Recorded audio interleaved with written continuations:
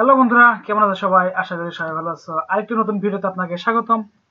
বন্ধুরা, আমরা প্রতিদিন একটি করে ভিডিও আপলোড করে থাকি। সেটা আমাদের অ্যাডোবি ফটোশপ অথবা অ্যাডোবি ইলাস্ট্রেটর, যে কোনো একটি করে ভিডিও আমরা আপলোড করে থাকি।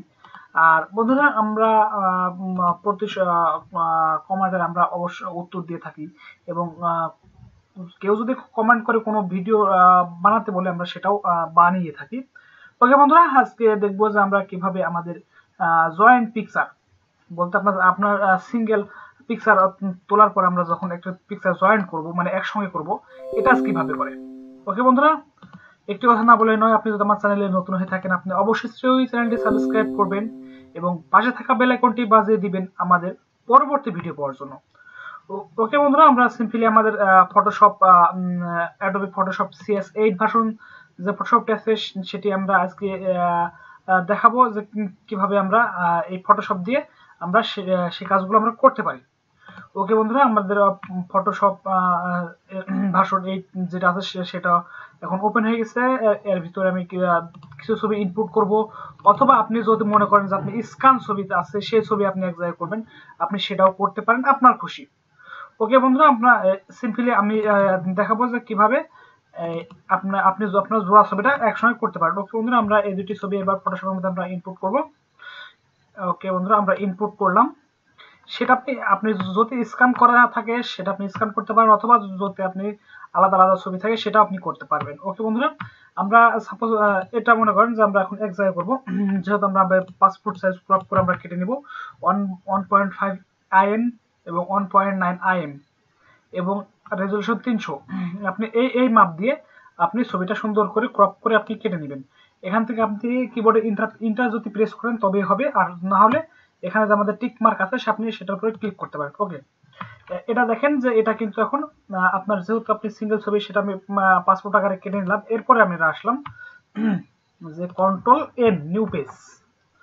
ওকে বন্ধুরা, আপনার নিউ পেজ যদি হয় আপনি এভাবে আপনি A4 একটা পেজ নিয়ে নিব। পেজ নিয়ে নেওয়ার পরে আমরা ওকে বাটন প্রেস করলাম, এবং এখানে এসে আমি এই ফটোটাকে আমি ওয়ালটা প্রেস করে আমরা আলাদা করে নিয়ে নিলাম আমরা নিউ পেজের পরে।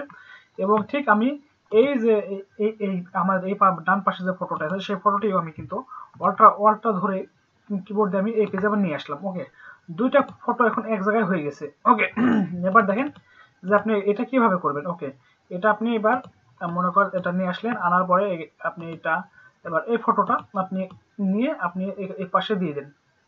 ওকে, এই পাশে কিন্তু দিয়ে দেন, কিন্তু আপনি আপনার ওই যে এখানে যে একটা অটো লেয়ার সিলেক্ট আছে, অবশ্যই আপনি অটো লেয়ার সিলেক্টটা আপনি টিক মার্ক দিয়ে রাখবেন, না হলে কিন্তু এটা এভাবে হবে না। ওকে, ওকে দেখেন এই যে ছবিটা আছে, এই ছবিটা যেহেতু আমার জোড়া করা হলো, তাই আমি এখন কি করব, আমি এটা যে লেয়ার আছে আমি লেয়ারটা আমরা ফ্লাইট মোড করে দেব। ওকে, ফ্ল্যাটিং ইমেজ করে দিলাম। এরপরে আমি আবার আমি ক্রপ টুলে গেলাম। ক্রপ টুলে গিয়ে আমরা 1.9 আর 1.5 এটা আমরা সম্পূর্ণভাবে উল্টা করে দেব। আপনি এই যে এখানে আছে যে চিহ্নটা, এই চিহ্নটা আপনি শুধু এই ভাষণে পাবেন, আর অন্য ভাষণে কিন্তু এটা নাই। আপনি যদি চান এখান থেকে আপনি লিখে দিতে পারেন, অথবা আপনি যদি ভাষণ 8 হয় তাহলে আপনি এখানে খালি ক্লিক দিবেন, এটা উল্টে যাবে। 1.9 আগে আসবে এবং 1.5 কিন্তু পরে আসবে। ওকে, ঠিক আছে, এবার আপনি ক্রপ করে আপনি কেটে নিন। আপনি এটাকে সুন্দর করে ক্রপ করে কেটে নিন। ওকে, কারণ এটা কিন্তু আপনার পাসপোর্ট সাইজের মাপ। আপনি এটা এইভাবে আপনার উপরে যে পরিমাণ যায় যাক সমস্যা নেই, কিন্তু আপনি এটা ঠিক মতন কেটে নেবেন। ওকে, এটা দেখেন এটা কিন্তু এখন এটা জোড়া কিন্তু হয়ে গেছে।